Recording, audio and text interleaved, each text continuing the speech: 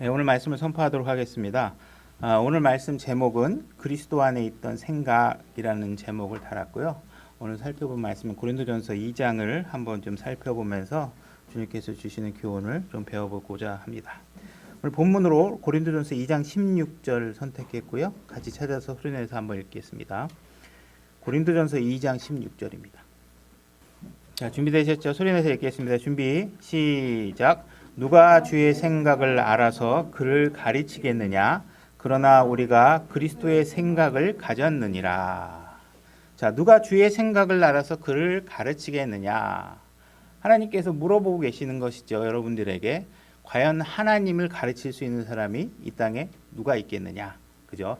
이 질문에 관해서 여러분들이 명백하게 답이 떠오르지 않고 있다면 여러분 신앙의 방향을 잘 생각해 보셔야 됩니다. 우리는 하나님 앞에 무엇인가 가르칠 수 있는 존재가 아니라는 사실을 명백하게 아멘으로 받아들이실 수 있어야 여러분들의 신앙생활이 편안해질 수 있습니다. 뭔가 여러분들이 가르칠 수 있는 입장에 있다. 내가 하나님의 생각보다 무언가 더 나은 것을 갖고 있다. 이런 생각이 조금이라도 떠오른다. 그러면 여러분들의 신앙생활은 아주 고난의 길과 시간 낭비의 길을 엄청나게 가시게 될 것이다. 이런 생각을 아셔야 됩니다. 그다음에 우리가 그리스도의 생각을 가졌느니라. 그리스도의 생각을 가졌다는 게 무엇인가? 그죠? 우리가 하나님을 믿었다고 하면 그러면 하나님이 예수님 안에 있던 모든 인포메이션이 우리들에게 다 있다는 얘기인가? 그죠? 그런 얘기는 아닐 거겠죠. 그죠? 그래서 이거 추정이 아니라 과연 그럼 그리스도의 생각을 가졌다는 게 무엇인지 이따 설교 마지막에 한번 검증을 해보도록 하겠습니다. 자, 이야기를 그럼 시작해 나가기 위해서 고린도전서 2장 6절로 가보겠습니다. 제가 읽겠습니다. 그러나 우리가 완전한 자들 가운데서 지혜를 말하거니와 이것은 이 세상의 지혜가 아니요 또 아무 쓸모없게 될 이 세상 통치자들의 지혜도 아니라. 완전한 자들 가운데 이 말씀을 잘 이해하셨으면 좋겠는데 여러분들은 그리스도 안에 들어왔으면 완전함에 이르도록 노력하셔야 됩니다. 그죠? 그래서 완전해질 수 있는 사람은 그리스도 안에 들어와 있는 사람만이 가능한 것입니다. 그래서 여러분들은 완전해지려고 노력하는 완전한 자들 가운데 있는 사람들이고, 이 완전한 가운데 있는 사람들은 다시 말해 여러분들은 완전한 지혜도 가지고 있습니다. 그 지혜를 갖고 있는 게 어디 있나요? 여러분들 손에 있는 성경책에 완전한 지혜가 여러분들에게 들려져 있죠. 그죠? 근데 이런 지혜를 갖고 있는데 세상의 지혜로 얘기하시면 안 되는 것입니다. 그죠? 우리는 이 성경에 있는 지혜로 모든 것을 말할 수 있어야 되는 것이죠. 그죠? 다만 우리는 신비 속에 있는 하나님의 지혜, 곧 감추어진 지혜를 말하노니 이 지혜는 하나님께서 우리의 영광을 위하여 세상이 생기기 전에 정하신 것이라. 이미 세상이 시작하기 전에 모든 것을 계획하셨고 그 계획은 모든 처음에 시작했던 계획대로 다 하나님께서 경륜에 따라 다 이루어 나가고 계시는 것입니다. 이 지혜는 여기서 얘기하고 있는 이 지혜라는 것은 사실은 여러분들 우리 자기가 사랑하는 이 세상의 죄인들을 구원하시는 그 지혜에 관해서 지칭하고 있는 거겠죠. 그죠? 그래서 여러분들을 구하는 그런 지혜, 이 지혜는 세상 통치자들 중에서 아무도 알지 못하였으니 만일 그들이 그것을 알았더라면 영광의 주를 십자가에 못 박지 아니하였으리라. 이렇게 되어 있습니다. 만약에 고린도 전서로 기록될 당시, 그죠? 그 이전에 예수님께 초림되었을 때 당시에 만약에 우리가 이 성경을 통해서 알 수 있었던 것처럼 그분이 어떤 분인지, 이 일을 왜 이렇게 하고 계시는지, 여기에는 하나님의 어마어마한 지혜가 숨겨져 있다는 사실을 만약에 그들이 알았다면 어떻게 했을까요? 과연 예수 그리스도를 지금 이렇게 우리가 보고 있는 것처럼 십자가에 못 박고 그분을 죽이게 하였겠느냐 하는 것이죠. 그죠? 그들은 그 사실을 알 수 없었다는 것입니다. 여러분들이 그 사실을 알고 있다는 사실은 뭐냐면 여러분들이 성경책을 손에 들고 있다는 사실. 그죠? 이 성경을 통해서 지혜를 얻고자 여기에 모여 있다는 사실 그 자체는 무엇을 얘기하고 있냐면 여러분들은 그리스도 안에 들어와 있다는 사실을 입증하는 것입니다. 그죠? 여러분들이 구원을 받았기 때문에 이 사실을 알고 있는 것이죠. 그죠? 여러분들은 구원을 받았기 때문에 예수님께서는 바로 하늘갈 땅의 창조자라는 것도 알고 있고 죄인들의 구원자라는 사실도 알고 있고 그분이 믿지 않는 자들을 심판하시는 분이라는 것을 그죠? 예수님께서 심판자라는 사실을 알 수 있게 되었다는 것입니다.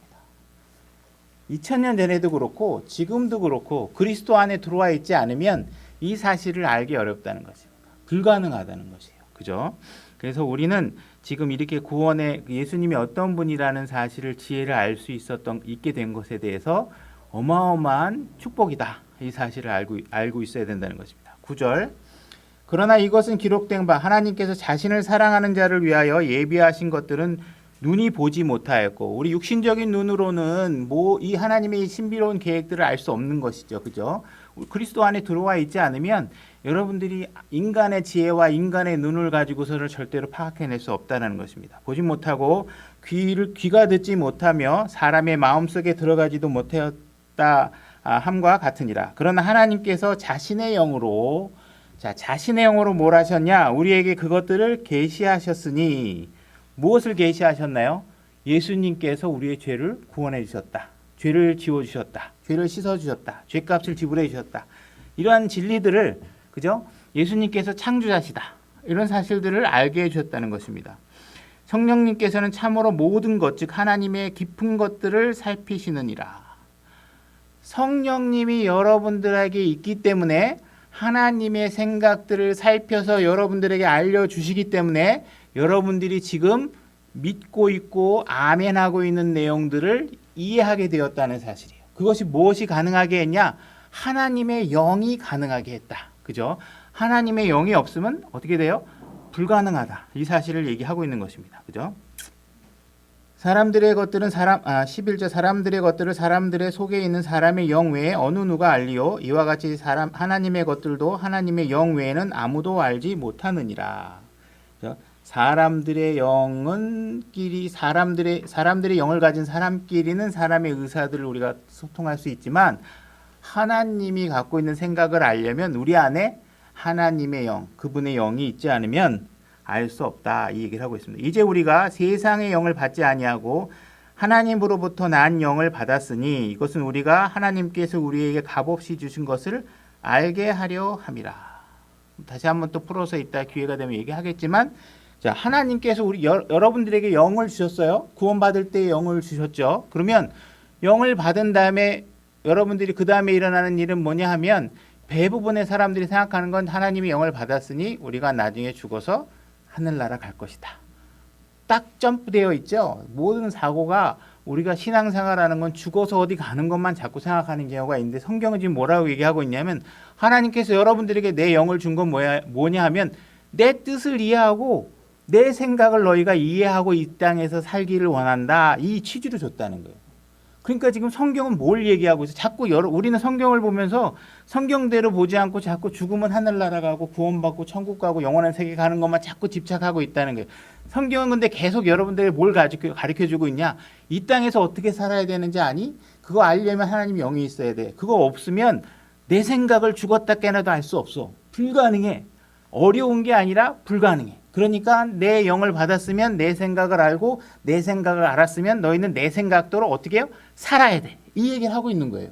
근데 자꾸 이 땅에서의 삶에 대해서는 별로 관심이 없고 구원받았으니까 어떻게 해서든지 이 땅의 이풍진 세상 잘 견디면 하늘나라 가겠다. 이 생각만 하고 있어서는 안 된다는 것이죠.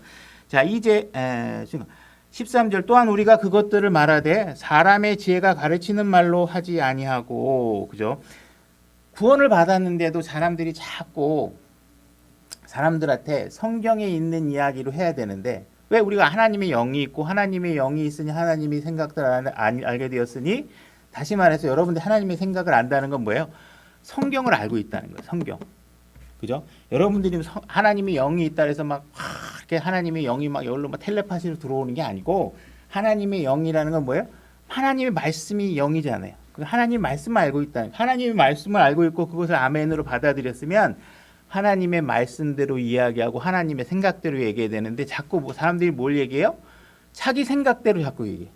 신앙은 이런 거야. 교회 다닐라 그러면 11조 잘해야 돼. 교회 다닐라 그러면 뭘 해야 돼? 목사님한테 잘해야 돼.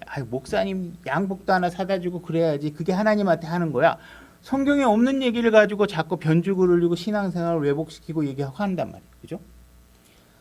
예를 들어서 제가 막 서예를 가리키는데, 제가 서예 선생님이에요. 그런데 서예를 닦아서 붓을 이렇게 이렇게 이렇게 써야지 획이 이렇게 나오고 결구를 어떻게 만들고 가르쳐 놨어요. 근데 옆에 있는 수강생이 나 없을 때 와가지고 선배 수강생이 와가지고 내가 가르친 거하고 다르게 서예 붓굿이 그렇게 하면 안 돼. 이렇게 해야 돼. 이렇게 해야 돼. 막 가르쳐 놓으면 어떻게 돼요? 학원이 막 풍비박산나겠죠. 그죠?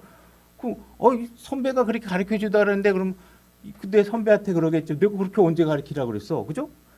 나하고 배우고 나를 선생님으로 모시고 있으면 그 학원 안에선 내가 가르치는 방향대로 서예를 서로 가르쳐야 내가 가르치는 서체가 나오고 선생님이 쓰는 서체가 나오고 글씨 맵시가 나올 텐데 자꾸 중간에 딴 얘기하면 안 돼. 하나님이 여러분들한테 지금 성경을 통해서 내가 어떤 취지로 살려고 하는지를 다 가르쳐놨는데 내 생각대로 안 하고 자꾸 어디서 서울대학교 교수가 있는 얘기 가지고 와가지고 얘기하고 있고 어떤 신학교 학교 얘기하고 제가 요즘 유튜브를 보면서 갑자기 뭐 우려할 건 아니지만 세상에 그럴 수밖에 없겠지만 세상에 돌아가는 이치에 대해서 이렇게 또 새삼 느낀 게 한동안 그 그리스도인들 중에 정치적인 이슈로 유튜브 강의를 막 유튜브를 해가지고 성경을 얘기하는 게 아니라 자꾸 정치 얘기하는 목사들이 있었어요. 그래서 이제 한편으로는 그들이 정치를 얘기하지만 그래도 뭐 그 교회 예배 못 드리는 거에 대해서 뭐 저항도 하고 뭐 이래서 이렇게 클릭도 해서 보고 교회가 어떻게 좀 이 사람들이 움직이면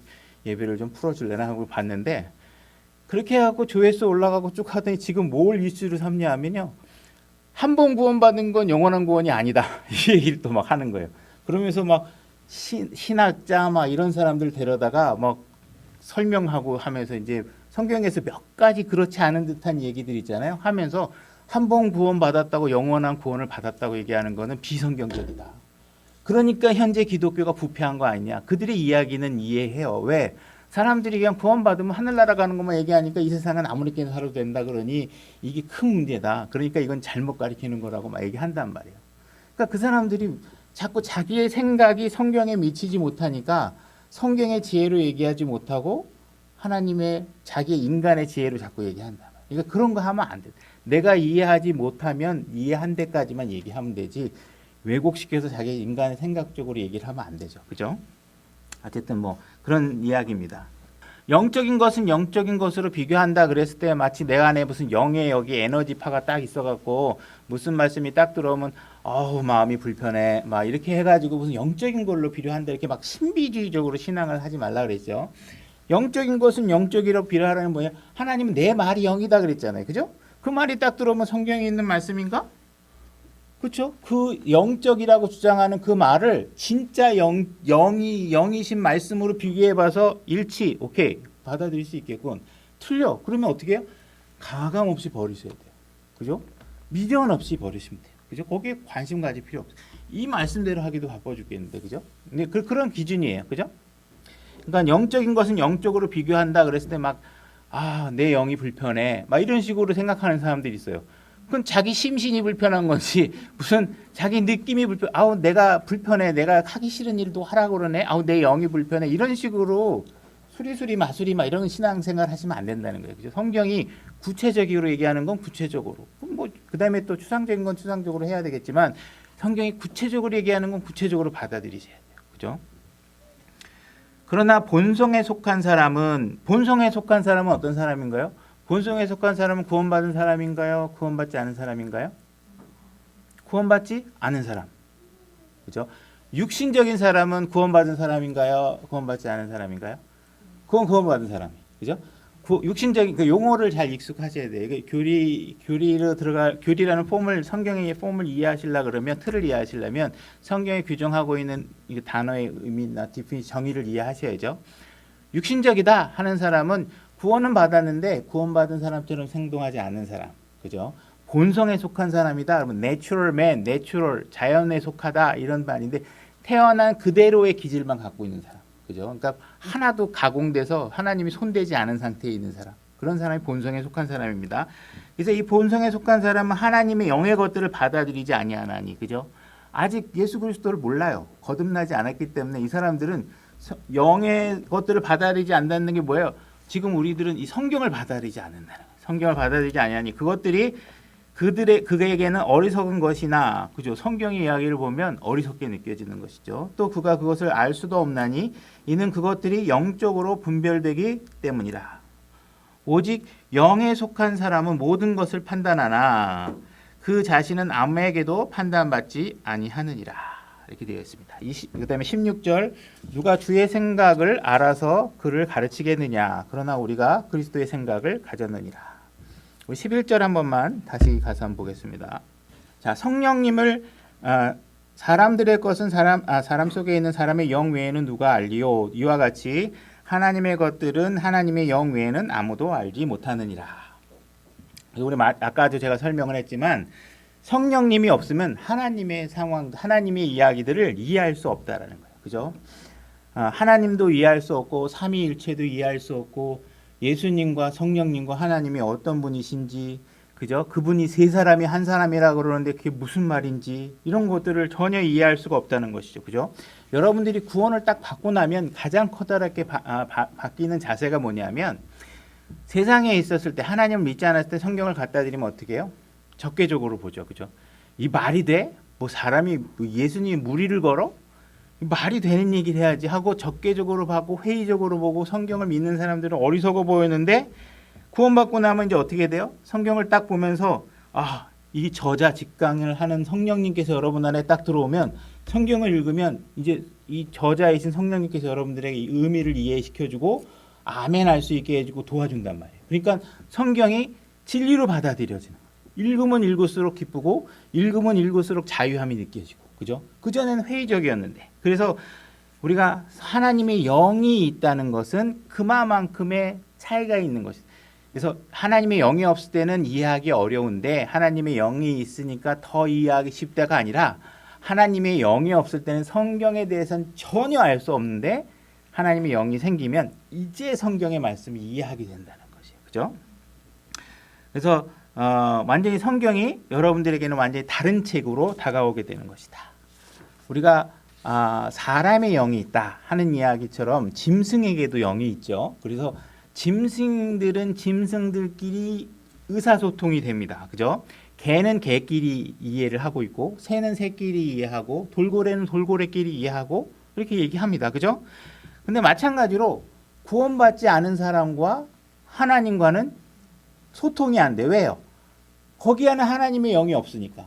개들은 개끼리 개의 영끼리 소통이 되고 새는 새끼리 새의 영끼리 있어 소통이 되는데 구원받지 않은 사람과 하나님께는 사람의 영과 하나님의 영이 각각 교통하지 않으면 서로 이해할 수 없는 거죠. 그죠? 근데 우리가 구원받고 나서 하나님이 이해하고 있는 건 왜 그래요? 우리 안에 하나님의 영이 슉 들어와서 이제 하나님과 우리를 이해시키게 해준단 말이에요. 그죠? 우리가 동물들을 우리가 훈련시키고 저도 강아지 애완견 2마리 기르고 있는데 강아지 막 이쁘죠. 뭐 하고 그러면 막 강아지 하고 잘 있었어. 막 저도 이렇게 하거든요. 그러면 아이고 이뻐 죽겠네 이렇게 얘기하면 그 강아지가 내 말을 알아듣는 게 아니잖아요. 뭐예요?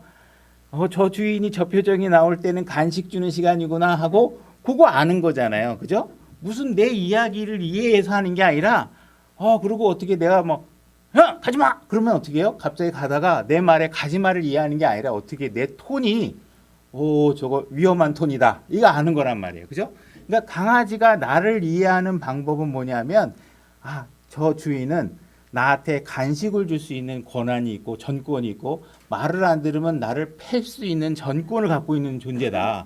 그러니 내가 이 상황에서 어떻게 반응하는 것이 나에게 유익한지를 판단하는 거예요. 그러니까 내가 그 강아지에게 뭔가 예를 들어서 내가 강아지한테 가가지고 내가 너를 사랑해 이렇게 얘기하면서 막 사랑해 막 이렇게 소리 지르면 이 강아지가 내 사랑한다는 말의 메시지를 듣는 건 전혀 없고 위기 신호다. 저 톤은 나를 때리기 직전의 톤이다. 이런 걸로 감지한다는 것이죠. 그죠? 그러니까 우리가 구원받지 않은 사람들이 수준이 뭐냐? 그죠? 구원받지 않은 사람이 하나님을 이해하는 수준이 뭐냐? 우리 강아지가 나를 이해하고 있는 정도의 수준으로 이해하는 거예요. 왜냐? 하나님에 대해서 전혀 이해하지 못해. 뭘 아냐 하면 내가 하나님 말대로 잘 안 하다가는 징계하시는 하나님이신 것 같아. 그래서 하나님 뭔가 나보다 힘이 세실 것 같아. 계시다면. 그러니 하나님이 얘기하고 뭔가 너 그렇게 잘못하면 천벌 받을 거야. 너 그렇게 하면 너 지옥에 갈 거야. 이렇게 얘기하면 그 절대적인 존재가 있다면 그렇게 할 수도 있겠구나 하고 그런 두려움과 그의 권위와 그의 그 어떤 능력, 파워 이런 것들에 관해서 반응할 뿐이지 그들이 그 주인의 생각을 세세콜콜이 이해할 수 있는 상황이 안 된다는 것이죠. 그죠? 내가 강아지에게 내가 너에게 사료를 사주기 위해서 내가 얼마나 힘든 일을 하고 있는지 아니? 내가 직장에 가서 어떤 일을 하고 있는지 알아? 이렇게 얘기하면 이 강아지가 우리 주인이 그렇게 정말 나를 위해서 희생하고 있구나. 이거 하나도 없어. 하나도 없어. 그죠? 그러니까 지금 구원받지 않은 사람의 상태는 바로 강아지와 하나님, 나와의 관계 속에서 커뮤니케이션 되는 정도를 갖고 하는 거예요. 그러니까 우리가 구원받지 않는 사람에게 가가지고 하나님을 믿으면 침례를 받아야 되고 하나님은 영원한 생명을 주고 하나님은 삼위일체 하나님이시고 하나님은 하나님이신데도 불구하고 인간의 몸을 입고 이 땅에 내려오셨다고 얘기하면 지금 내가 걔에게 내가 직장에 가서 너의 사료를 사주기 위해서 어떤 것들을 하고 뭘 하고 있고 내가 직장 상사들한테 얼마나 내가 지금 쪼임을 당해가지고 하면서 내가 걸어오는지 아냐 막 이렇게 얘기하는 거하고 똑같다는 거예요. 그들에게 그런 설명을 하는 건 시간 낭비라는 거예요. 안 된다는 거예요. 그럼 우리는 어떻게 해요? 그들에게 그래서 복음으로 접근해야 된다는 거예요. 너희가 죄인이라는 사실을 알고 있니? 너 죄 지면 어떻게 되는지 알고 있어? 죄를 지면 하나님이 너에게 심판하시는 분이야. 하나님이 너를 죽일 수도 있고 살릴 수도 있는 분이고 지옥에도 보낼 수 있는 분이야. 이 메시지를 통해서 그가 그리스도 안에 들어오면 그때 하나님의 영이 그들에게 주어지고 이제 하나님과 더불어 그 성경의 이야기들을 이해할 수 있게 되는 거예요. 그렇지 않은 사람 내리고 앉아가지고 신앙에 대해서 깊은 토론을 한다. 3시간 동안 앉아가지고 뭐 처녀 탄생을 얘기하고 그러면 다 뭐예요? 다 시간 낭비. 내 지식 자랑하다가 그냥 오는 내 성경 얼마나 많이 아는지 알아? 말고는 아무 의미가 없는. 정말 저 사람의 생명을 구하고 싶으면 이해할 수 있는 범위 내에서 가르쳐야 되겠죠. 그죠? 그래서 우리가 하나님의 영이 있다라는 사실은 전에는 그 사람들에게 얘기하면 아무것도 모르는 것처럼 그 사람이 그리스도 안에 딱 들어오면 그 다음부터 삼위일체 하나님을 얘기하면 어떻게 돼요? 하나님과 아버지와 아들이 하는 분이십니다 얘기하면 전에 같았으면 글쎄 그게 말이 될까 이러다가 어느 순간 여러분들이 그리스도 안에 딱 들어와 있으면 그 말을 하면 아멘 할렐루야 이렇게 하게 되겠죠. 그죠? 예수님께서 인간의 몸으로 이 땅에 오셔서 죄의 형태를 취하시고 십자가에 죽으셔서 여러분들을 죄로부터 구원하셨습니다. 그러면 옛날에 같으면 말이 돼. 처녀에게서 낳았다. 그냥 그 당시 그 로마 병사들에게 이렇게 강간을 당해서 낳겠지. 그게 말이 되겠어. 이렇게 하다가 지금 여러분들이 그 말을 쓰라면 어떻게 돼요? 아멘. 하나님께서 나 한 사람의 생명을 구하기 위해서 어떤 일을 하셨구나. 그리고 그분이 그걸 통해서 우리에게 무엇을 해주셨구나에 대해서 아멘 하게 되잖아요. 그게 왜 그래요? 여러분들 안에 성령님이 없으면 불가능하다는 거예요. 불가능하다는 거예요. 그죠? 그렇게 할 수 있다는 게 너무나 감사하다는 것이죠. 그죠? 여러분들이 아담의 본성만을 가지고 왔을 때는 전혀 이런 진리에 접근할 수 없는 것이죠. 그래서 거짓 교사들은 어떻게 돼요? 성경을 통해서 하나님의 진리를 여러분들에게 퍼날라 줄 수가 없다는 거예요. 정치인들은 하나님의 진리를 성경을 통해서 여러분들에게 가르쳐 줄 수 없어요. 철학자들도 마찬가지야. 구원받지 않은 신학자 이런 사람들은 그냥 성경 분석해서 이 몇 가지 말을 보니까 이거 구원이 영원한 거 아닌 것 같은데요. 구원받고도 엄청나게 열심히 해야 돼요. 뭐 죽자 사자 해야 여러분들이 구원을 유지할 수 있죠. 그렇게 가볍게 구원 한 번 받았다고 다 끝내고 나오면 막 아무렇게나 살아서 안 돼요. 막 자기 수준으로 해석하는 거죠. 왜? 그 저자 직강이 안 되니까. 그 안에 성령님이 안 계시니까 모르니까. 그죠? 그러니까 신학자라고 하면 교수 되고 예를 들어 신학 공부하고 신학 박사 되면 정보들은 다 많이 알죠. 그죠? 우리 다음 주에 또 설교할 주제이기도 하지만 여러분들이 성경 많이 한다고 영적이다. 이건 말도 안 되는. 예를 들어서 오히려 호기심 많은 어린아이들이요. 별의별 UFO 스토리 같은 거 더 많이 알아요. 그죠? 그거 아무 가치 없는. 다음 주 설교는 또 다음 주에 하기로 하고. 어쨌든 신학자도 구원받지 않으면 전혀 알 수 없다. 진리를 이해할 수 없다. 그래서 이렇게 하시고 13절 보겠습니다. 13절. 그래서 우리가 내가 어떤 성경을 여러분들에게 설교를 하잖아요. 그러면 제가 여러분들을 가르치는 게 아니고 저는 성경의 진리를 여러분들에게 전달할 뿐이고 그 전달한 내용이 여러분 안에서 이해되는 건 각자 여러분 안에 성령님이 계시기 때문에 가능한 거예요. 그죠? 그러니까 그런 시스템을 잘 이해하시면 좋겠죠. 13절. 또 우리가 그것들을 말하되 여기서 우리가 그러니까 우리가 바울 서신서를 읽을 때 이제 이런 스탠스를 여러분이 잘 이해하고 오시라 그랬죠. 성경에서 바울 서신서에서 우리 그러면 구원받은 사람, 그들 그러면 구원받지 않은 사람, 이런 대명사의 일관성을 가지고 주로 서술을 많이 하고 있습니다. 그러니까 우리가 그리스도인이 그것을 말하되 사람의 지혜가 가르치는 말로 하지 아니하고 성령님께서 가르치는 말로 하나니 곧 영적인 것은 영적으로 비교하느니라. 그래서 영적인 것은 영적인 것으로 비교한다, 이 말에 대해서 제가 설명한 것처럼 성경에 기록된 말인지를 여러분들이 갖고 성경을 통해서 우리에게 깨우쳐 주고자 하는 바를 우리가 이해를 해야 되는데, 비근한 예를 들어서 대한민국이 굉장히 기독교 강국 중에 하나죠. 제가 지금도 그런지는 모르겠지만 하여튼간 제가 몇 년 전까지만 해도 한 10년 전 이렇게 되면 하여튼 전 세계에 제일 큰 4개의 교회가, 교단의 교회가 우리나라에 다 있다고 그랬는데, 뭐 어느 교회인지 뭐 제가 뭐 그가 막 알지는 않지만 어쨌든 딱 대형 교회들이 우리나라에 다 있어요. 그러니까 굉장히 기독교에 대해서는 기독교 인구들이 적지 않은 나라예요. 그죠? 그러면 우리가 성경을 통해 우리가 세상에 일어나는 일들을 성경을 통해서 파악하고 성경을 통해서 그 메시지를 이해하려고 하는 자세들이 필요한데 대부분 다 그렇지 못하다는 거예요. 코로나 사례를 비춰보면 그런 전염병이 일어나고 국가적인 재난이 오면 적어도 그리스도인들은 어떻게 생각해야 되느냐? 성경이 죽음을 뭐라고 얘기하는 건가? 전염병은 성경에서 어떤 경우에 사용되고 있는 건가? 하나님의 어떤 의사 전달 방법 중에 하나인가? 이런 것들을 성경을 통해서 이해하고 그 메시지를 하나님께서 이 땅에 진노를 딱 하셔서 징계를 하셨으면 하나님의 애정은 어디가요? 왜 징계를 하시겠어요? 자신의 백성이 죄로부터 회개해서 되돌아와서 나의 백성으로서의 올바른 관계를 다시 회복하기를 원하기 때문에 이 땅에 징계를 보내는 거잖아요. 구원받지 않은 사람들에게 애정이 있어서 하는 게 아니잖아요. 그거는 심판으로서 나중에 다 정리하시겠지만 하나님께서 그래도 심판을 보내면서 징계하는 건, 그들에게 여지를 주는 건 왜 그래요? 내 자녀들이 세상과 구별되어져서 하나님 앞에 회개되어져서 돌아오기를 원하는데 교회들조차도 이러한 징계들을 교회를 향한 징계로 보지 않고 어떻게 해요? 자꾸 세상이 자기들을 뭔가 세상 때문에 내가 이렇게 예배를 못 드린다. 세상이 뭐 정치 방역을 해서 내가 예배를 못 드린다. 이러면서 세상을 원망하고 있잖아요. 그죠?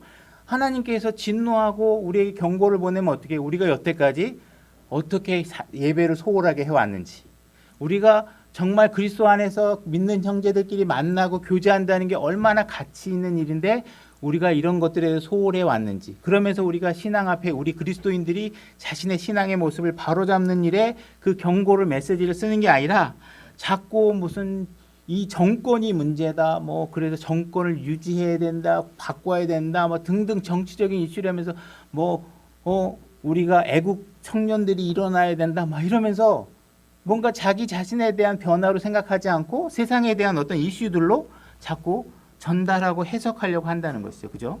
이런 것들은 안타까운 현실이라는 것입니다.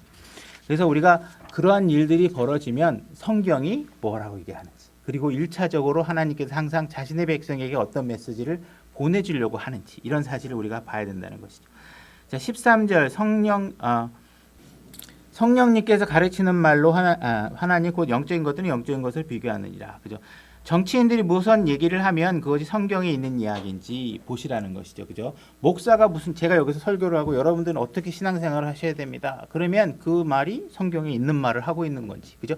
항상 영적이라고 얘기하는 그 내용은 진짜 핵심 영이신 이 성경을 가지고 비교를 해보시면 된다. 그걸 여러분들이 해야 되는 일들이죠. 그죠? 의사가 질병에 관해서 얘기를 해요. 그러면 그게 성경에서 뭐라고 얘기하고 있는 건지. 그죠?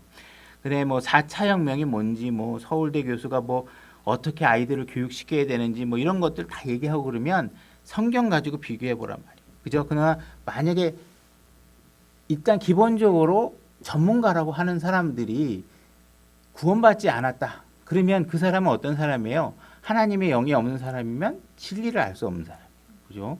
그런 진리를 알 수 없는 사람이 무언가 우리 인생을 더 나은 삶을 만들 수 있는 방법을 제시한다면 일단 기본적으로 의심하고 보시는 게 맞는 거겠죠. 하나님은 우리들의 생각에 대해서 어떤 쓸모 있는 것을 발견하실 수 있다고 얘기하신 적이 없기 때문에 그렇습니다. 그래서 하나님 이외에는 진리를 갖고 있는 사람은 이 세상에 존재하지 않는다. 하나님만이 모든 인생의 답을 갖고 계시는 분이시다. 그러니 하나님이 영을 소유하고 영에 따르는 합당한 이야기를 하지 않는 문제들은 전부 다 여러분들이 버리시면 된다는 거예요.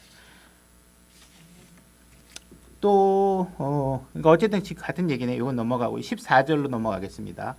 성경과 일치하는 얘기를 여러분들을 취하시면 되는 거예요. 14절. 그러나 본성에 속한 사람, 본성에 속하는 구원받지 않은 사람이라고 했죠. nature. 태어나면 태어난 상태 그대로 가공되지 않은 상태에 있는 사람은 하나님의 영의 것들을 받아들이지 아니한다. 이렇게 돼 있죠. 그럼 본성에 속한 사람이 어떤 사람인지 에베소서 2장 1절로 가서 한번 찾아보겠습니다. 제가 읽겠습니다. 또 그분께서 범법과 죄들 가운데서 죽었던 너희를 살리셨도다. 지나간 때에는 너희가 그것들 가운데서 이 세상의 행로를 따라 걸으며 공중의 권세 잡은 통치자 곧 지금 불순종의 자녀들 가운데서 활동하는 영을 따라 걸었느니라. 지나간 때에는 우리가 다 그들 가운데서 지나간 때에는 여러분들이 구원받기 전에는 다 그들 가운데서 다시 말해 세상의 행로를 따라 걷는 사람들 가운데서 육신의 욕심 안에서 생활하며 그죠? 육신과 생각의 욕망을 이루어 다른 사람들과 같이 본래가 by nature 본성에 속해서 이렇게 뜻입니다. 영어로 by nature 본성에 속해 있는 여러분들은 진노의 자녀들이었다 이렇게 얘기하고 있습니다. 그래서 기본적으로 여러분들은 진노의 자녀들이었고 2장 2절에서 불순종의 자녀들이다 이렇게 얘기하고 있어요. 그죠? 자, 이 세상의 행로를 따라 걷는 것은 잘못된 것이다 라는 사실을 믿을 필요가 있는 것이죠. 그죠? 이 세상의 행로를 따라 걷는 건 아무 가치가 없는 거고 하나님과 대적하는 것이죠. 그죠? 그리고 이 세상의 행로를 따라 걷는 사람들은 하나님 앞에 불순종하는 사람이다. 불순종한다, 순종한다는 의미는 뭐냐 하면 어떤 규칙이 있고 그 규칙, 룰에 따라가면 그 순종하는 사람이고, 그죠? 그 룰을 어기면 불순종하는 사람이겠죠. 그죠? 그러니까 누군가가 규정을 해놨고 룰을 세워놨고 그 룰에 따라서 지키지 않는 사람은 불순종하는데 세상의 행로를 따라가는 사람은 다 하나님이 제정한 규칙에 다 위배되는 삶을 살고 있다. 이 얘기를 하고 있는 것이에요. 그죠? 그러니까 이 세상을 살고 있는데 이 세상의 길은 긍정적인 면이 있다라고 생각하는 사람이 있다면 그 사람의 마음은 지금 현재 어떤 상황에 있는 것이냐? 본성에 속한 사람과 같은 생각을 하고 있는 것이에요. 그죠? 이 규칙은 누가 만드는 것이냐? 하나님이 제정하시는 것이란 말이에요. 그죠? 이 세상의 사람들은 사실 태어날 때 본성은 착한 사람이다. 이렇게 얘기하고 있으면 하나님이 선언한 진리와는 정반대되는 얘기를 하고 있는 거고 내 생각은 본성에 속한 사람과 같은 입장을 취하고서 말하는 사람이 되는 것이라는 거예요. 그죠? 그러니까 우리가 뭔가 이 세상은 긍정적이고 선을 행할 능력이 있다. 하나님이 없이도 세상을 따라 걷는데 이것은 아주 잘못된 생각이라는 것이. 그죠? 만약에 이 세상에 태어난 사람들은 본래 선하다. 그래서 난 그걸 입증할 만한 사람을 찾아다녀야 되겠다고 두리번 걸으면 여러분들의 그런 수고의 결과는 뭘까요? 절망이에요. 그런 선한 사람이 없어요. 그죠? 근데 하나님께서 규칙을 세워놨다. 근데 모든 사람들이 불순종하더라. 이 사실을 인정만 하면 어때요? 하나님이 이러한 명백한 진리의 선언을 내가 아멘하고 받아들이면 이제 세상이 다 이해가 되는 거예요. 왜? 아, 이래서 사람들이 사는 게 이렇게 힘들구나. 이래서 사람들이 사는 게 이렇게 막 질병도 많아지고 전부 다 죄도 많아지고 전부 다 자기 욕심대로 살겠다 그러고 이렇게 세상에 이렇게 고난이 있는 거구나. 그죠? 하나님이 규칙을 세워놨고 그 규칙에 불순종한 사람들이 이 땅에 많구나 하는 사실을 이해하면 이제 성경의 이해의 폭이 넓어지게 되는 거죠. 그죠? 성경이 말하고 있는 진리와 반대 입장에 있으면 이 세상은 아무것도 이해할 수 없게 되는 것입니다. 이사야서 55장 8절로 가보겠습니다. 제가 읽겠습니다. 내 생각은 하나님의 생각은 너희 생각들과 같지 아니하며 여기서 너희는 누구예요? 모든 사람들. 그죠? 하나님의 생각은 이 세상에 있는 모든 사람들의 생각과 다르다. 그랬을 때 여러분들이 자꾸 마음속에 나 빼고 아니면 내가 봤을 땐 그 훌륭한 박사님 계시던데 그 박사님은 그래도 하나님의 생각과 조금 견줄 수 있지 않을까? 뭐 이런 여지를 두고 있다 그러면 하나님의 말씀을 제대로 못 보고 있는 거예요. 그죠? 나는 죄인을 위해서 이 땅에 왔다. 그랬을 때 여러분들이 나는 죄인이 아닌데 그러면 진리 안에 여러분들은 못 들어오는 거예요. 하나님이 너희 그러면 내가 갖고 있는 모든 생각들은 하나님의 생각과는 다르다는 거예요. 내 길은 너희 길들과 같지 아니하리라 주가 말씀하신다. 그러니까 하나님께서 얘기하고 있는 건 뭐냐? 내 생각과 다른 너희들의 생각들은 다 틀렸다. 그러니 뭐 어떤 인포메이션이든 어떤 진리든 네 생각으로부터 끄집어 나오려고 생각하지 말아라. 왜? 내 생각과 너희 생각은 다르다니까. 아 그래도 어저께 TV 보니까 어느 전문 심리학자가 아이들은 이렇게 기르라는데요. 내가 보니까 살인의 동기는 이런 데서 나온다는데요. 그게 성경과 일치하면 오케이. 그러나 성경과 다르면 그건 그냥 돈 벌기 위해서 그냥 논리 개발해서 TV에 나온 사람들이. 그죠? 뭔가 남들과 다른 진리를 논문을 하나 써야 자기의 정보가 자기 지식이 상업적 가치가 있잖아요. 그죠? 그 대부분의 요즘의 학자들은 진리에 관심 있는 게 아니에요. 내가 갖고 있는 논문과 논리적 구성이 얼마나 상업적 가치가 있느냐, TV에서 알아주겠느냐, 돈이 되겠느냐에 관심 있는 것이지 그게 진리냐? 사람들이 싫어하는 진리면 취급도 안 해. 돈 안 되는 거는 굳이 말하지 않죠. 그죠? 뭐 그러니까 이혼이 나쁘다 이런 얘기하면 진리인데도 얘기하면 안 돼요. 시청자들이 싫어하니까 그 패널로 나가 앉을 수가 없어. 그죠? 여기 진리가 중요한 게 아니에요. 그러니까 어떤 사람이든지 간에 내 생각에 어떻다. 내 생각을 주장하는 것이 있으면 그 생각은 전부 다 갖다 버려라. 하나님께서 내 생각과 너희 생각은 완전히 다르다. 그렇게 얘기하고 있는 것이죠. 그죠? 그러니까 하나님께서 우리에게 성경을 주신 이유가 뭐예요? 일요일 날 한 번씩 들고 가라고? 그게 아니라 내 생각하고 너희 생각은 완전히 다르거든. 그러니 네가 내 생각을 알려면 뭐가 있어야 돼요? 이 성경이 있어야 된다는 거예요. 그러니까 이 성경 갖고 여러분들은 어떻게 하세요? 하나님의 생각이 어떤지를 자꾸 배우고 익혀서 여러분들이 자꾸 잘못된 질서에 들어가서 스스로 좌충우돌하고 고난을 불러들이는 삶을 살지 말고 내 말씀 안에 거해서 화평과 사랑과 소망을 느끼면서 살라는 거예요.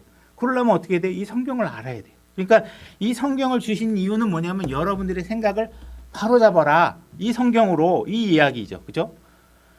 몇십 년간 교회 다니는 사람도 여기서 성경대로 제가 가리키는데 자기가 여태까지 들어본 적이 없는 것 같아요. 그러니까 좀 불편해. 그죠? 그러니까 그 사람은 지금 뭐예요? 내 생각과 하나님의 생각을 그러니까 예를 들어 내 생각과 안성식 형제가 가르치는 진리를 비교해 봤을 때 이걸 성경으로 비교할 의지가 별로 없고 어떻게 해요? 내 생각과 저 사람 생각을 싸워서 내 합리적인 지지를 누군가 한 사람이라도 해주면 으쌰거리고 내 생각대로 튀고 싶은 사람이잖아요. 그죠? 우린 그게 중요한 게 아니잖아요. 내 생각에 붙잡는 게 뭐가 중요해요? 이게 성경에 있는 것인가? 그러면 내 생각을 빨리 갖다 쓰레기통에다 갖다 버리고 어떻게 해야 돼요? 성경의 진리를 붙잡으라는 거예요. 이게 그럴 만한 가치가 있대요. 우리가 이 성경 때문에 여러분들의 사후를 맡기고 있잖아요. 그죠? 이거 믿으면 죽어서 영원한 세상에 간다는 걸 이 베팅하고 있는데 여기서 지금 이 진리를 여러분들이 선별해 갖고 내가 어떤 건 믿고 어떤 건 안 믿겠다고 하는 게 얼마나 무모한 짓이고 불필요한 짓이에요. 그죠? 이거 안 믿는 거잖아요. 그죠? 그러면 죽은 뒤에 이 말대로 내가 영원한 생명을 갖다는 건 그냥 믿을 것 같다는 건 괜히 호사스러운 말장난이지 안 믿는 거잖아요. 그죠? 그러니까 이 성경을 믿으라는 거예요. 그러니까 오래 다녔어도 영적인 것을 비교할 수 없으면 아직 내가 본성에 속한 사람과 똑같은 스탠스를 취하고 있는 성경을 회의적으로 보고 있다. 초등학생이라도 학교 선생님이 주일학교 선생님이 가르쳐주면 그걸 믿음으로 받아들이고 아 그거 진리가 이렇대 그러면서 친구들한테 막 소개하고 알려주고 하면 어떻게 해요? 초등학생들이 더 잘하는 거죠. 리스크가 없잖아요. 성경대로 뭐 친구들한테 얘기해 주는데 뭐가 리스크가 있어. 거기다 내 생각을 막 가미하기 섞고 자기가 배운 어디 서울대 교수 이야기 섞고 그러면 이제 진리가 왜곡되는 어려워지는 거죠. 그죠? 그래서 우리가 한 전문가들의 이야기들 이런 것들을 자꾸 맹신하다 보면 구원받았으면 상관없겠지만 구원받지 않은 상태에서 그런 일들에 맹신하고 있으면 지옥에 가는 일들을 여러분들을 엑셀을 받고 있는 거나 마찬가지죠. 그죠? 9절 하늘들이 땅보다 높은 같이 내 길은 너희 길들보다 높으며 내 생각들은 너희 생각들보다 높으니라. 자, 하나님께서 아까 너희 생각과 내 생각은 다른데 이게 그냥 나는 이렇게 생각하고 너희들은 이렇게 생각하는 방향이 틀리다는 게 아니라 어떻게 지금 표현하고 있어요. 너희들의 생각은 저 아래에 있는 거고 내 생각은 저만큼 높다는 거예요. 그죠? 근데 만약 우리는 지금 누구하고 누구를 비교하고 있냐면 하나님과 인간 모두의 생각을 비교하고 있는 거예요. 그죠? 인간 모든 사람들의 생각의 수준은 하나님의 생각과 비교할 때 그렇게 하늘과 땅만큼이란 말이에요. 근데 우리는 주로 어떤 식의 비교를 많이 하냐면 예를 들어서 여기 두 사람이 있는데 한 사람은 가정이 어렵게 태어나갖고 막 뭐 초등학교 졸업장도 막 간당간당 받고 살았어요. 한 사람은 막 박사학위 뭐 포스트 닥터까지 막 해가지고 화려해 전적이. 그러면 와, 저 사람은 전문가라서 엄청나게 높은 사람이고 이 사람은 배운 게 별로 없어서 무식한 사람이야. 뭐 이렇게 지식의 정도를 따를 수 있잖아요. 근데 이 두 사람이 하나는 박사고 한 사람은 초등학교 못 나왔어. 근데 이 두 사람이 똑같이 폐렴에 걸렸다. 그러면 박사라고 해서 폐렴 바이러스가 비껴가거나 고등학교 뭐 초등학교밖에 제대로 안 나와서 더 빨리 가서 걸리게 만들고 이런 거 하나도 없잖아요. 똑같이 걸리면 어떻게 돼? 똑같이 걸리고 똑같이 숨쉬기 힘들죠. 그죠? 똑같이 걸려요. 그러면 이 사람이 아무리 많이 알아도 한 사람이 모든 지식을 다 알고 있어요? 맨날 방 안에 앉아갖고 막 건축학 무슨 뭐 사인 코사인 외우고 막 구조물 막 연구하고 막 이러면 그러는 동안 이 사람은 장에 나가서 장사도 하고 사람들하고 만나가면서 이 사람이 경험하는 분야를 이 사람이 앉아서 다 알 수 있는 건 아니잖아요. 특정 분야에 많이 알고 있는 거지. 그죠? 이 두 사람은 똑같이 하루 샘시 세끼 똑같이 먹어요. 그러니까는 이 두 사람 사이에 누군가가 더 높다 낮다는 건 우리 비교지 하나님이 보실 때는 어떻게 해요? 한 사람은 여기 낮은 마음 춘역에 4층에 있고 어떤 사람은 저기 한라산 꼭대기에 있으면 우와 너 되게 높은 데 있다 그러겠지만 셋째 하늘에서 하나님이 볼 때는 어떻게 다 땅바닥에 있는 거란 말이에요. 그죠? 다 땅바닥에 있는. 그러니까 우리가 이 땅에 있는 사람들끼리 비교하는 건 아무 의미가 없는 거고 하나님과 비교했을 때 너희들의 생각은 다 쓰레기라는 거예요. 아무것도 아니라는 거예요. 박사 할아버지 뭐 얼마 전에 무슨 뭐 이렇게 추진체 해가지고 우주 뭐 이렇게 올리고 막 이렇게 했잖아요. 아무리 그래도 그 사람들은 생명의 기원이 어디서 왔는지조차도 믿지 않는 사람들.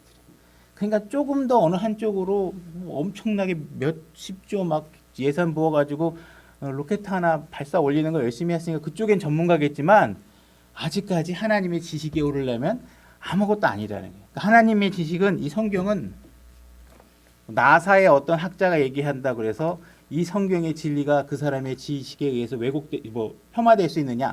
절대로 아니라죠. 그러니까 이 성경에 대한 가치는 어마어마한 것이다. 이렇게 얘기를 하고 계시는 것이죠. 그죠?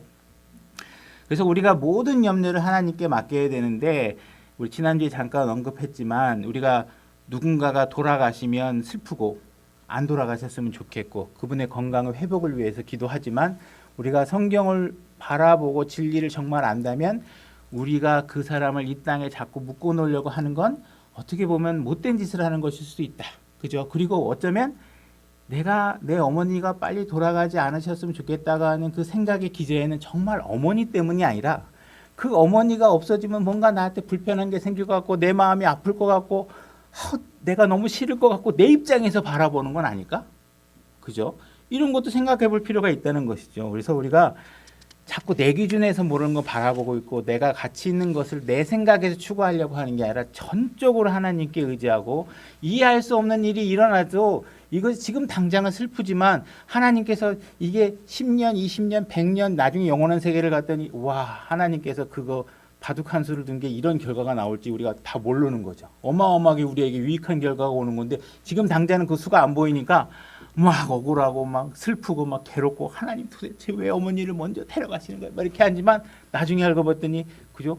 그거 어머니 계속 계셨으면 너 신앙생활 이거 못했을 거고 너 이거 못했을 거고 이거 못했을 거고 하는 것이 나중에 또 드러날 수 있는 모르는 거죠. 그죠?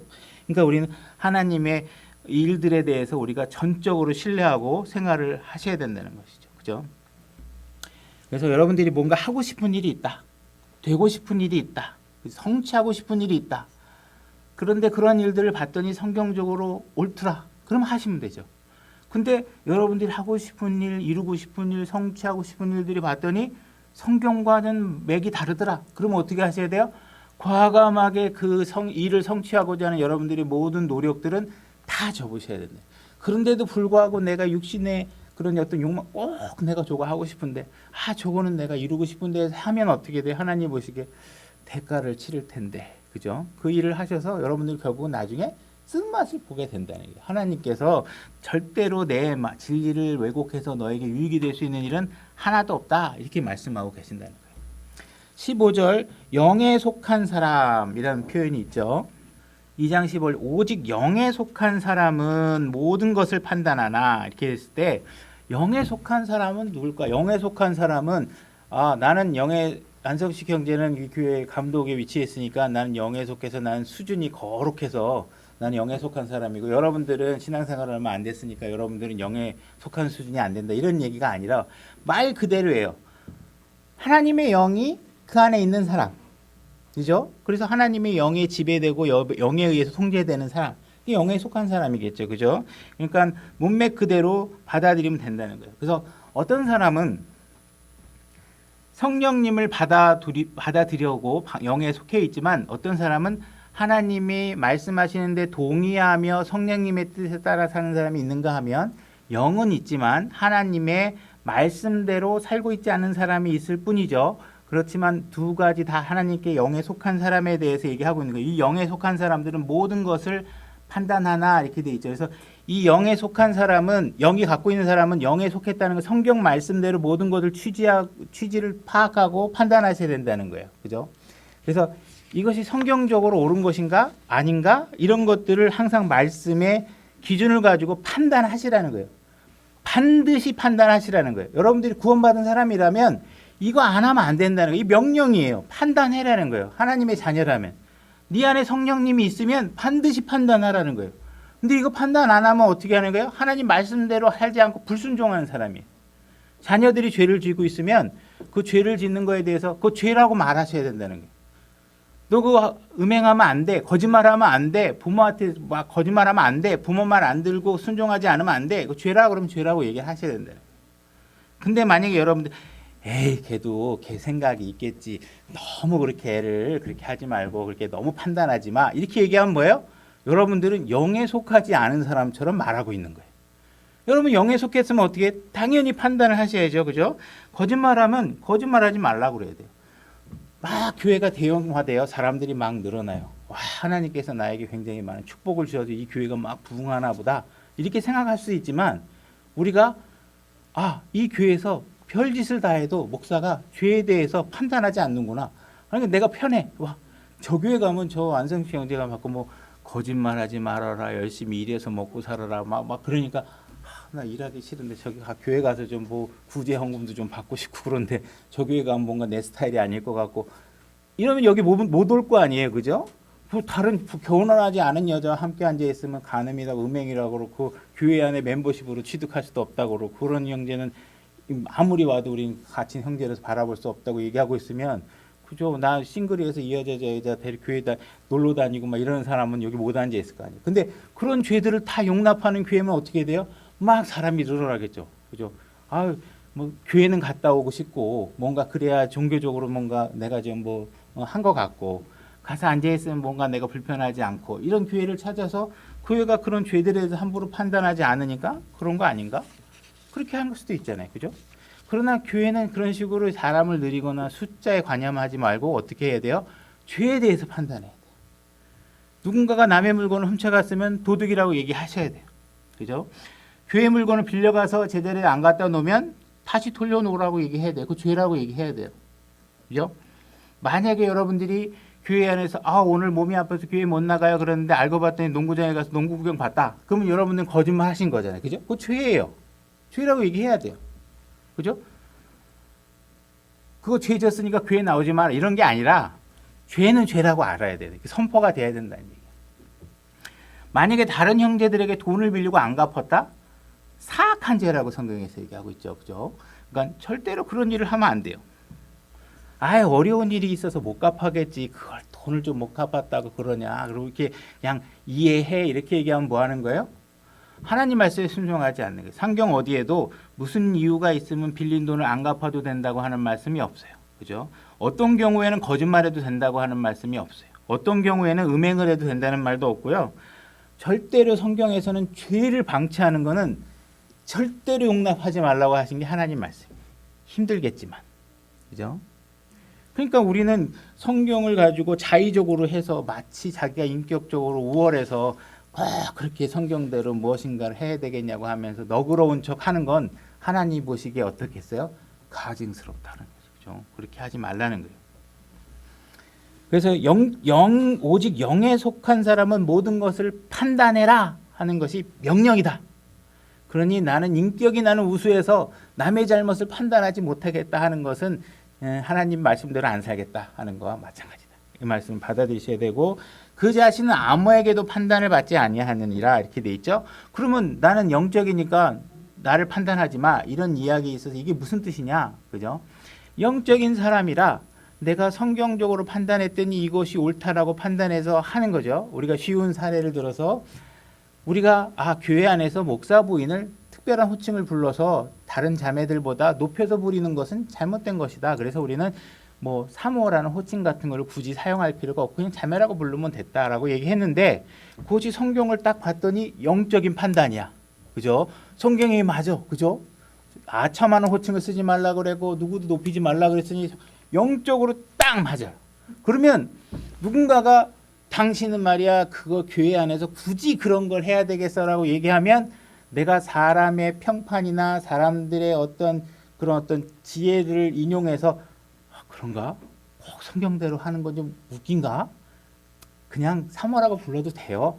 이렇게 얘기하면 되겠어요? 안 되겠어요? 안 된다는 거예요. 누구도 내가 영적으로 판단한 부분에 관해서는 어떻게 해야 돼요? 판단받으면 안 돼요.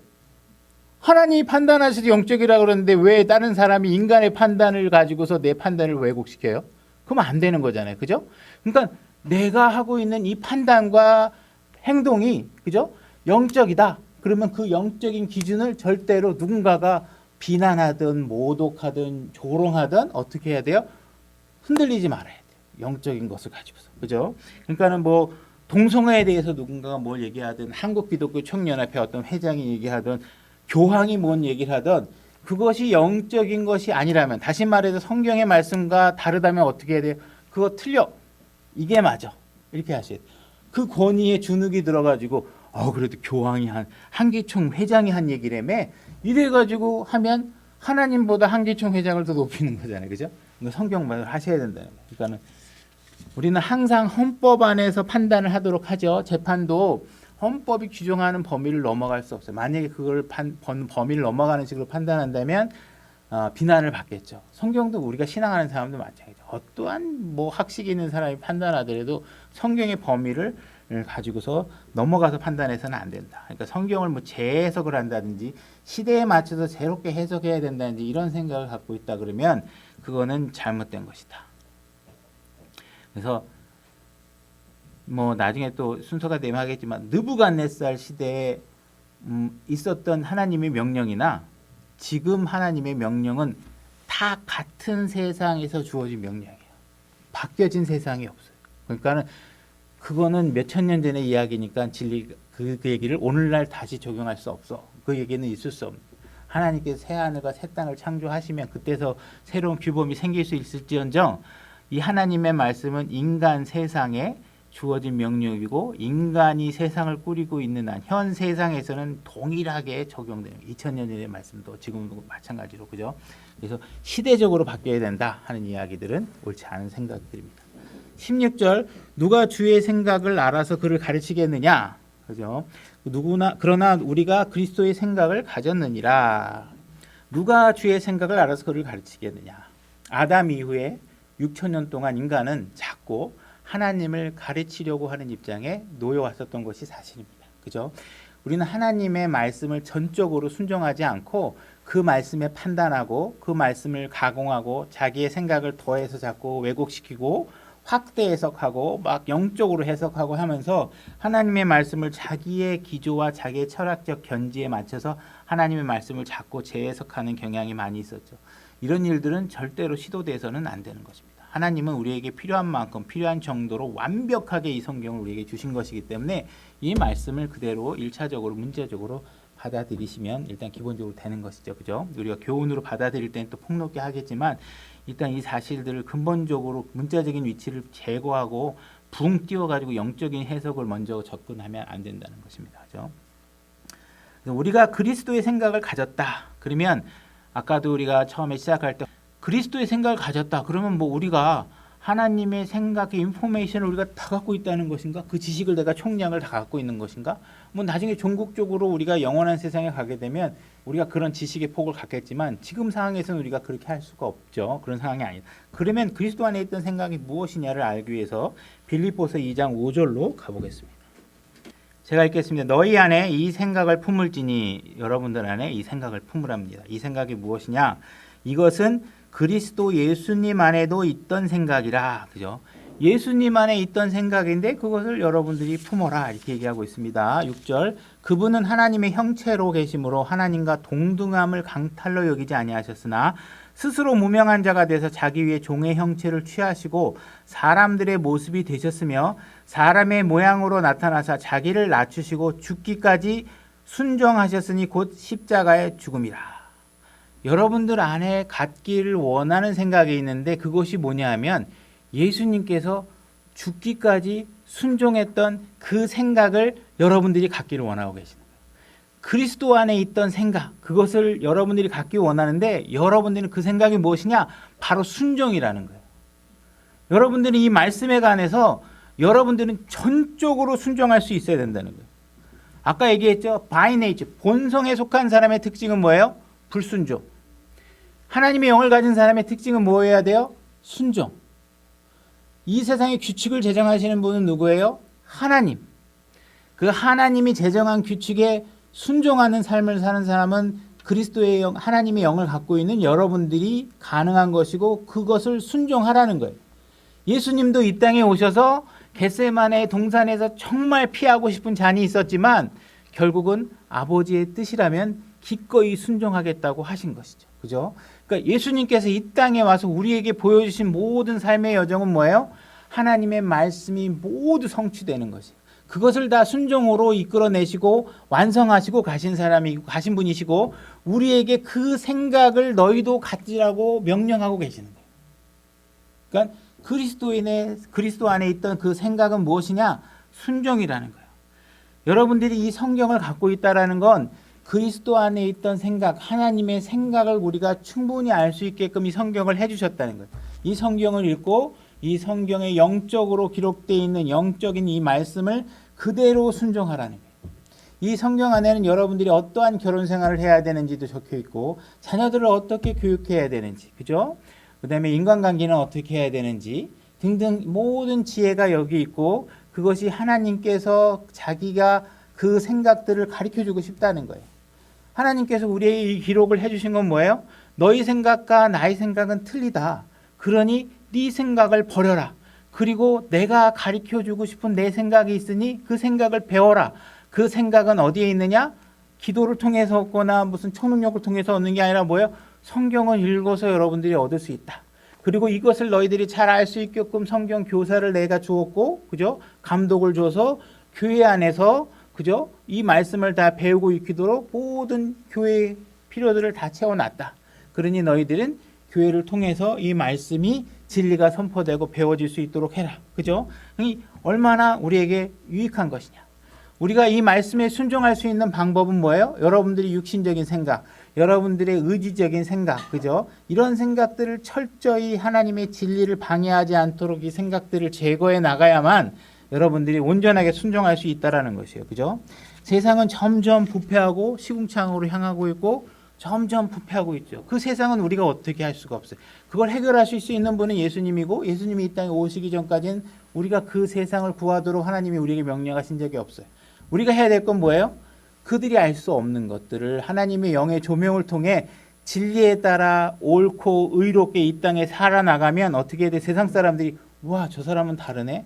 저 사람에게 뭔가 빛이 느껴지네. 저 사람에게 뭔가 의로움이 느껴지네 하면서 여러분들 세상에 빛이 되고 세상에 소금이 되어져서 이 세상 사람들에게 선하고 행복한 영향력을 미치면서 살라고 하나님께 해주시는 거예요.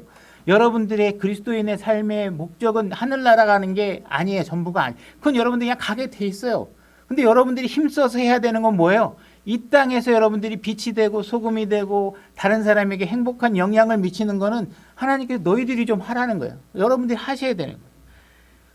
뉴스를 보거나 요즘 막 유튜브 이런 거 동영상을 보면요, 세상에 교회를 손 좀 봐야 되겠다는 얘기를 많이 해요. 실질적으로 저도 나도 설마 했는데 보니까 그런 얘기가 나오더라고요. 왜 세상이 교회를 자꾸 손 봐야 된다고 얘기할까요? 여러분들이 세상으로부터 인정받으려면 어떻게 해야 될까요? 여러분들이 마치 세상이 우리 교회를 핍박해? 안 되겠어. 우리 기독당을 만들어가지고 전 녀석들이 우리를 함부로 못하게 해야 되겠어. 이래갖고 여러분들이 하나님의 영에 속하지 않은 방법을 자꾸 제시해서 방법을 하면 될까요? 안 될까요? 안 돼요. 세상 사람이 우리를 가장 존경할 수 있게 만들 수 있는 방법은 뭐예요? 여러분들이 예수 그리스도를 가장 최고의 선으로 놓고 존경하는 삶을 사는 것만이 그들이 우리를 존경할 수 있게 만들 수 있는 방법. 비록 그들에게 인기는 없겠죠. 그러나 적어도 우리의 정직성과 의로움은 비난하지 않을 것이라는 거예요. 근데 교회가 점점 부패해서 재정도 마음대로 쓰고, 예를 들어서 막 부도덕한 일들도 많이 하고, 목사가 음행에 참여하고, 이런 일들을 자꾸 하면 기독당 할아버지를 만들어도 세상 사람들이 똥 취급하는 건 어쩔 수 없는 거죠. 우리가 만들어내는 열매가 그건데, 우리가 그들로부터 존중받으려면 어떻게 해야 돼요? 정말 하나님 말씀에 순종하는 삶을 살아야 세상이 우리를 존경하고 세상이 우리를 인정하는 것이죠. 그 외에 다른 방법은 존재하지 않아요. 영적이지 않은 방법이잖아요. 왜 자꾸 사람의 지혜로 얘기해요? 하나님의 영적인 방법으로 얘기를 해야지. 그죠? 여러분들의 신앙생활에 도움이 되길 원합니다. 여기까지 하겠습니다. 다 같이 일어나시면 제가 기도로